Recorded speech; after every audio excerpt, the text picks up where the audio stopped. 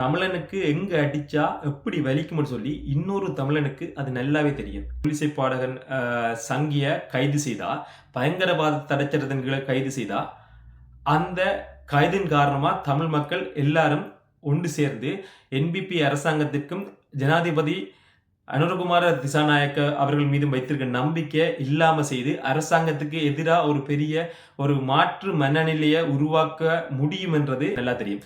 அவர்களால தான் இந்த கைது நடவடிக்கை மேற்கொள்ளப்பட்டிருக்குன்னு சொல்லி அறிய முடியுது. டாக்டர் அர்ச்சுனா அவர்களா இருக்கட்டும், தன்னை தமிழர் என்று சொல்லிக்கொள்ற அருண் சித்தார்த் அவர்களா இருக்கட்டும், அவர்களின் ஒரே நோக்கம், அவர்களின் ஆதரவு முன்னாள் ஜனாதிபதி மஹிந்த ராஜபக்ச அவர்களுக்கும் அவர்களுடைய மகன் நாமல் ராஜபக்ச அவர்களுக்கும் ஆனதுதான் அவர்களுடைய முழு ஆதரவு. அதற்காக அவர்களுடைய அரசியல் நலனுக்காக அவர்கள் செய்யக்கூடிய சில செயல் திட்டங்கள் வடக்கு கிழக்குல நடைபெறுது. அதுல அருண் சித்தார்த் அவர்களா இருக்கட்டும், அது பிரச்சனை இல்லை. அவர்கள் தீவிரமான தமிழ் தேசியத்தின் எதிர்ப்பாளராக செயற்படுவார். அது தமிழ் மக்களுடைய எதிர்ப்பு, தமிழ் தேசிய எதிர்ப்பாளராக அவர் காட்டிக்கொண்டு தமிழ் தேசியத்துக்கு எதிரான செயற்பாடுகள் செய்து கொண்டு வராங்க.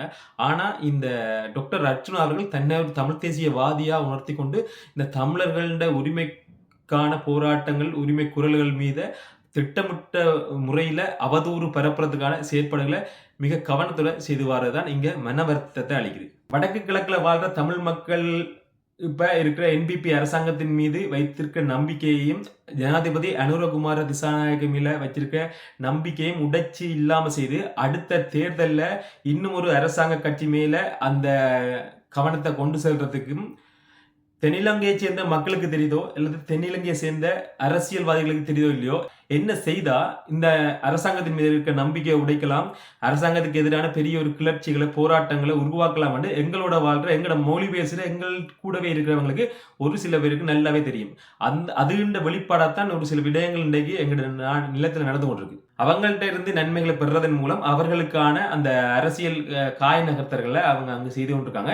தமிழ் மண்ணில் தமிழ் மக்களை வச்சு செய்து கொண்டிருக்காங்கன்றதான் யதார்த்தம். அந்த பணத்தை பெற்றுக்கொண்டதன் காரணமா ஒரு அரசியல் செயற்பாடுகள் தங்களுடைய சொந்த இனம், சொந்த மொழி பேசுகின்ற மக்கள் செய்கின்ற ஒவ்வொரு செயற்பாடுகளை எதிர்க்கிற விதமா, அதை குழப்புற விதமா ஒரு நபர் செயற்பட முடிஞ்சா, ஒரு நபர் செயற்பட்டா அந்த நபர்களுக்கு வரலாறு முழுக்க வைக்கிற பெயர் இன துரோகி.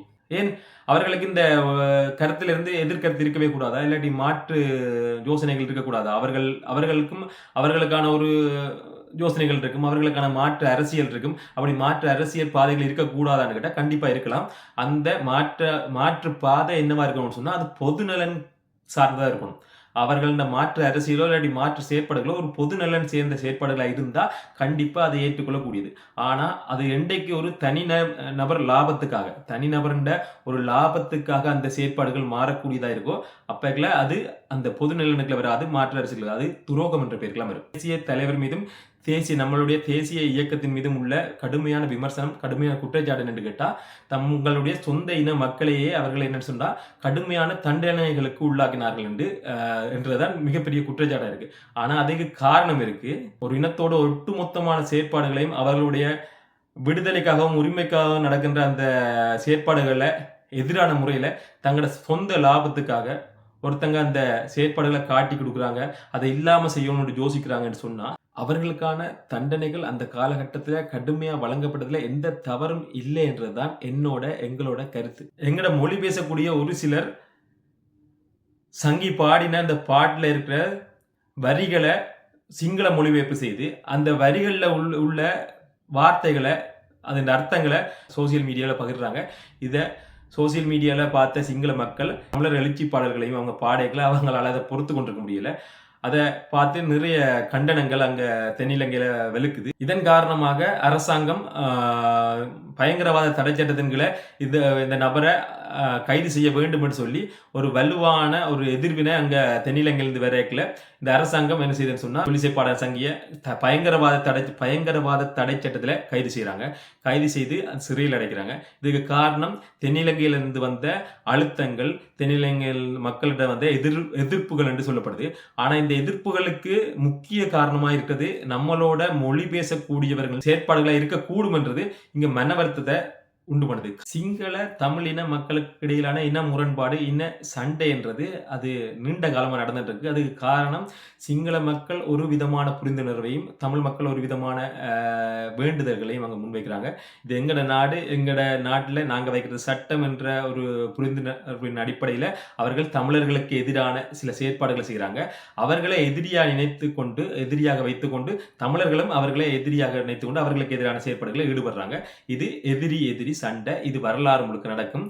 ஒரு இனத்துக்கும் இன்னொரு இனத்துக்கும் இடையில நடக்கும். இல்லாட்டி ஒரே இனங்களுக்கு இடையில இந்த சண்டைகள் நடக்கும். ஆனா இந்த எதிரி என்ற சண்டைகள் இல்லாம நடுவுக்குள்ள ஒரு கூட்டம் இருக்குது. அந்த கூட்டம் என்ன செய்யும் சொன்னா, வரலாறு முழுக்க அந்த கூட்டம் பயணிச்சு கொண்டிருக்குது. அவர்களோட நோக்கம் அதுவும் இல்ல, இதுவும் இல்ல, நடுவுல நின்று பணத்துக்காக, காசுக்காக என்ன செய்ய முடியுமோ அதை அவர்கள் செய்து கொண்டிருக்காங்க. எதிரியை கூட நாங்கள் மன்னித்து ஒன்றாக சேர்த்துக் கொள்ளலாம்.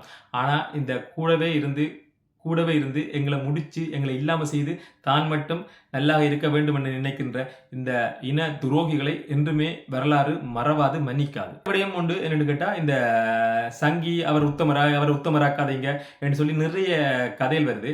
அவர் உத்தமர் இல்ல. அந்த கதையை தாண்டி என்ன காரணத்துக்காக கைது செய்யப்பட்டிருக்காருன்னு சொன்னா, அங்க கைது செய்யப்பட்டிருக்க காரணம் தமிழ் எழுச்சி பாடல்களை பாடியன் காரணமாக பயங்கரவாத தடை சட்டத்தில் கைது செய்யப்பட்டிருக்காரு.